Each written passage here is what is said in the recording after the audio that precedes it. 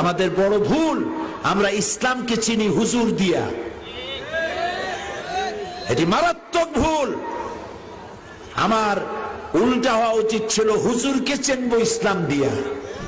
উনি নিজে ইসলাম অনুযায়ী চলেন কিনা, কোরআন এবং হাদিস অনুযায়ী চলেন কিনা সেটা করি নাই, হুজুর কি বলে সেইটাকে ইসলাম মনে করেছি। এই জন্য ইসলামকে জানার জন্য সব থেকে নির্ভরযোগ্য যে কিতাব, নির্ভুল যে কিতাব, তার নাম কোরআন মাজিদ। তার নাম কি? চিল্লায় বলো। সে কোরআন আর রসুল, রসুলের চরিত্র সম্পর্কে মায়ের সাথে জিজ্ঞেস করা হয়েছে, মা রসুল্লাহর চরিত্র কেমন?